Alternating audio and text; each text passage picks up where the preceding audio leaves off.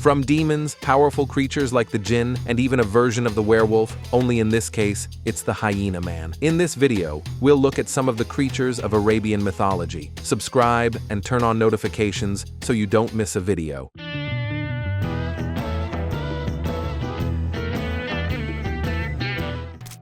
Number 1. Nasus. In Arabian folklore, Nasus is a monstrous, half-human creature with half a head, half a body, one arm, and one leg, with which it jumps with great agility. In Somali folklore, there is a similar creature called the Sunguruf. It is believed to be able to kill a person with just a touch, stripping them of their flesh in a matter of seconds. It was believed to be the offspring of a genie called a Shik and a human being. The mention of the Nasus revolves around the surah, when God announces to the angels that they will create humans as successors on earth. Consequently, while the angels lived in heaven, the jinn and Nasus lived on earth. After 70,000 years, God lifted the veil between heaven and earth, and the angels witnessed the injustice and bloodshed committed by them. The angels complained that such destruction could not be tolerated in God's creation, so God decided to replace them. Number 2. Anka. Anka is a golden, mysterious, or fabulous female bird in Arabian mythology. She is said to fly very far and only appear once in a while. However, it is also said that she can be found at the place of sunset. The Anka was described as very beautiful and colorful, with a long neck, a human face, 4 pairs of wings, and a certain resemblance to every living being, and a whiteness on her neck. It is a relative of the birds that lived alone on Mount Kaf, and a wise bird with experience acquired over many ages that gives warnings and moral advice. The bird lives for 1,700 years, mates at 500 years old, and its chick, after hatching, remains inside and only emerges after 125 years. Number 3. Aspid. The Aspid is a legendary sea creature, described as a great whale or an enormous sea turtle and a giant sea monster with enormous spines on the crest of its back. Whatever its form, it is always described as so large that it is often mistaken for a rocky island covered in sand dunes and vegetation. It emerges from the depths of the sea and, with its island-like appearance, lures unsuspecting sailors to land with its enormous shell. The whale then drags them under the ocean, along with the ship and all the people, drowning them. It also emits a sweet smell that attracts fish to its trap, where it devours them. Number 4. Bahamut. Bahamut is a monster found in the depths. It is a giant fish that acts as one of the layers supporting the earth. It is so immense that all the seas of the world, placed in one of the fish's nostrils, would be like a mustard seed deposited in the desert. In this worldview, the earth is carried by an angel who stands on a slab of precious stone held by the cosmic beast. Bahamut carries this bull on his back and is suspended in water for stability. Number 5. Dandon. A Dandon or Dandon is a mythical sea creature from the Arabian Nights that appears in the story Abdullah the Fisherman and Abdullah the Merman, where a merman describes it as the largest and most ferocious fish, capable of swallowing large animals in a single bite.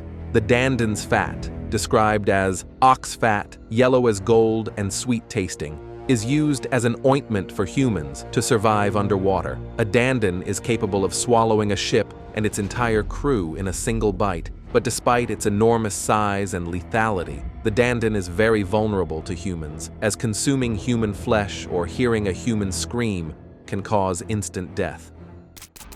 Number 6. Phak. Phak is the giant serpent mentioned in the Arabian Nights. He resides beneath Bahamut, the giant fish that carries, along with a bull and an angel, the rest of the universe, including the 6 hells, the earths, and the heavens. Phak himself resides in the 7th hell beneath everything else, and is said to be so powerful that only his fear of God's greater power prevents him from swallowing all of creation above. Number 8. Jinn.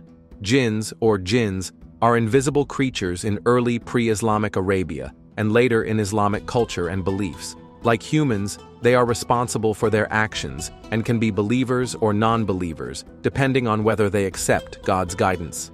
Although usually invisible, jinn are supposedly composed of thin, subtle bodies and can change at will. They prefer the form of snakes, but can also choose to appear as scorpions, lizards, or humans. They can even have sexual relations with humans and produce offspring. If someone harms them, they usually seek revenge or possess the body of the aggressor, which requires exorcism. Jinn rarely interfere in human affairs, preferring to live with their own kind in tribes similar to those of pre-Islamic Arabia. Jinn appear individually on amulets and talismans. They are invoked for protection or magical aid, often under the leadership of a king. Many believers in jinn wear amulets to protect themselves from attacks sent by sorcerers and witches. A common belief is that jinn cannot harm anyone who wears something with God's name written on it. Muslims in the diaspora increasingly disapprove of folkloric beliefs about jinn common in the past. Number 9. Caradan. The Caradan is a mythical creature said to have lived in the grassy plains of India and Iran. Depictions of Caradan are also found in the art of northern India. Like the unicorn, it can be subdued by virgins and is ferocious toward other animals. Originally based on the Indian rhinoceros, one of the word's meanings, and first described in the 10th–11th centuries, it evolved in the works of later writers into a mythical animal endowed with strange qualities, such as a horn with medicinal properties. Number 10. Nephilim.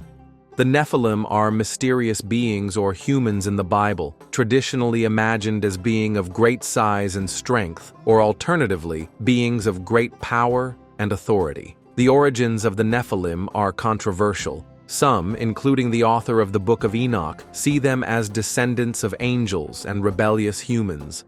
Others see them as descendants of Seth and Cain. Number 11. Pallas. The Pallas is a type of vampiric creature that lives in the desert according to Arabic and Persian folklore. It is known for its thirst for blood and its ability to drain the blood of sleeping people by licking the soles of their feet. Number 12. Karine. A Karine, which literally means constant companion, is a spiritual double of a human, either part of the human itself or a complementary creature in a parallel dimension. The Karine belongs to the jinn in terms of its ghostly nature, but is distinct from the jinn genus. Although the Karine can be a devil or an angel, it is often associated with malevolent spirits who tempt people to sin.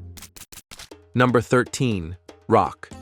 It was like an eagle, but of enormous size, so large that its quills were 12 paces long and proportionally thick. It is so strong that it can catch an elephant in its talons, lift it into the air, and let it fall to pieces. After killing it, the bird swoops down and devours it at will. In 1001 Nights, the roc appears on a tropical island during Sinbad's second voyage.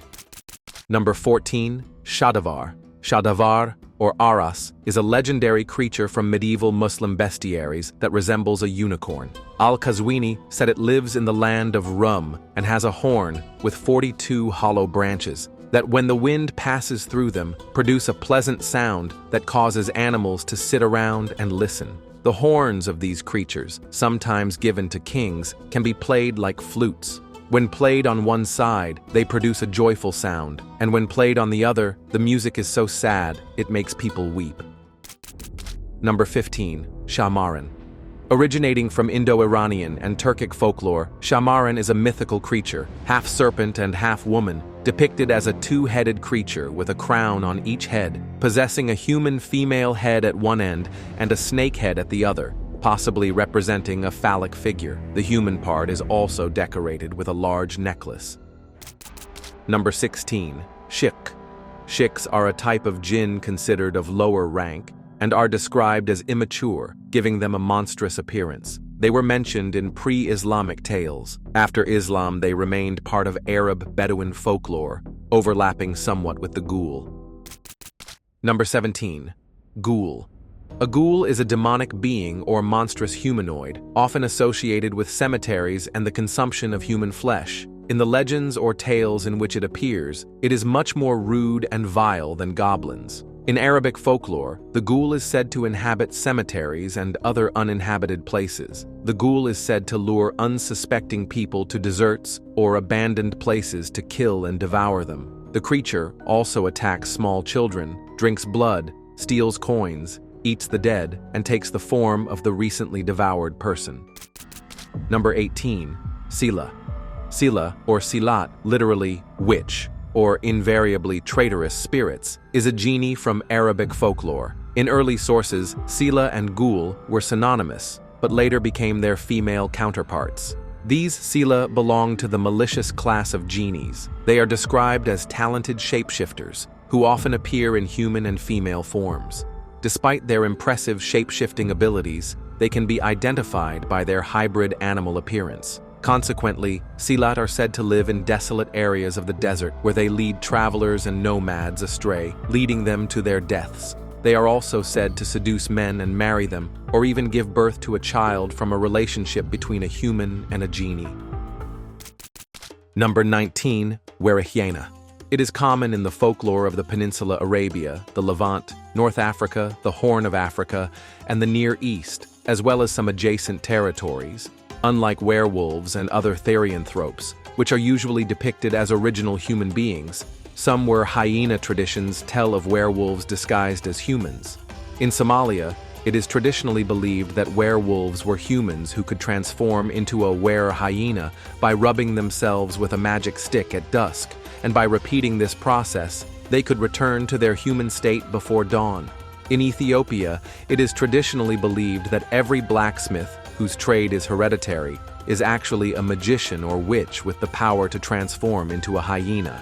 These hyena blacksmiths are believed to raid graves at midnight and are known as Buddha. Most of their fellow countrymen view them with suspicion. Belief in the Buddha is also present in Sudan and Tanzania, as well as in Morocco, where some Berbers consider it a man or woman who transforms into a hyena each night and regains his or her human form at dawn.